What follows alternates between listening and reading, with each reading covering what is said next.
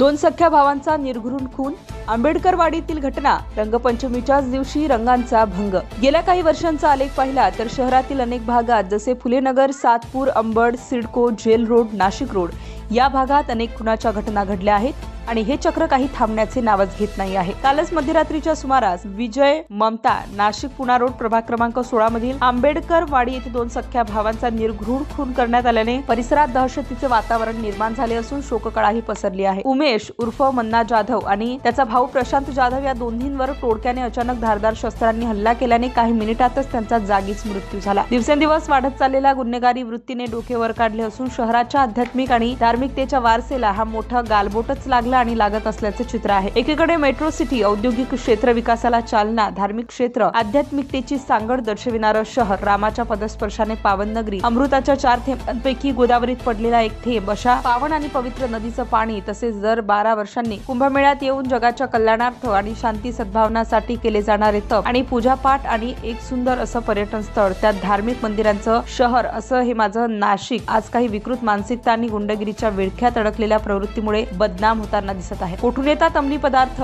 कोठून येतात धारदार शस्त्र, घराघरात घुसून पोलीस प्रशासनाने कोमिंग करण्याची आज नितांत आवश्यकता भासत आहे। ज्याप्रमाणे देश काही दिवस लॉकडाऊनच्या स्थितीत होता त्याप्रमाणे हे शहरही एक दिवस लॉकडाऊन करून घराघरात चौकशी करून झाडाझडती घेतली तर नक्कीच गुन्हेगार आणि अंमली पदार्थ आणि शस्त्रसाठा सापडल्याशिवाय राहणार नाही यात तीळ मात्र शंकाच नाही। दुसरीकडे शहरात मोकाट जनावरांसारखी फिरणाऱ्या या गुन्हेगारांच्या पिलावडीच्या आणि भाईगिरी करणाऱ्यांच्या मुसक्या आवडण्यासाठी पोलीस प्रशासनाकडून ठोस कारवाईची अपेक्षा व्हावी अशी मागणी आता ज्येष्ठ नागरिक आणि सर्वसामान्य करताना दिसून येत आहे। तडीपारी, कारागृहात स्थानबंध, मोकोका ही प्रक्रिया आता जलद गतीने करून गुन्हेगारांना अद्दल शिकवण्याची वेळ समोर आल्याचे चित्र आहे। तरच गुन्हेगारीला चाप बसवून शहरात घडणारे गुन्हे आणि गुन्हेगार कमी होतील यात तीळ मात्र शंका नाही। माझं नाशिक, सुंदर नाशिक, भयमुक्त नाशिक ही संकल्पना आता पोलीस प्रशासनाने अंमलात आणून नाशिकला भयमुक्त आणि गुन्हेगारी मुक्त शहर करावे अशी ही चर्चा आता सर्वसामान्य नागरिकांकडून व्यक्त केली जात आहे।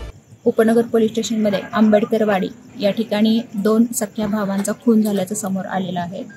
उमेश जाधव आणि प्रशांत जाधव अशी दोघांची नावं आहेत। सध्या या ठिकाणी पोलीस प्रशासन पोहोचलेलं आहे, तपास सुरू केलेला आहे आणि त्याबाबत नेमकं कुणी केलेलं आहे, काय केलेलं आहे त्याबाबतची सत्यता पडताळून पाहत आहोत। प्रशांनी मारहाण झाली, काय माहिती मिळाली आणि काय कारण होतं?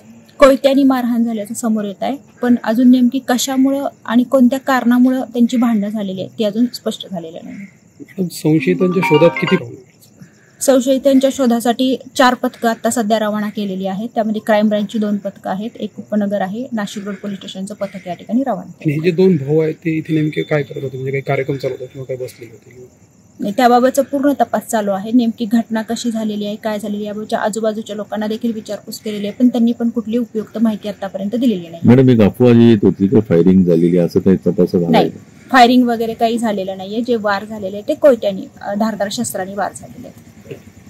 अमर सोळंके, B7 न्यूज, नाशिक।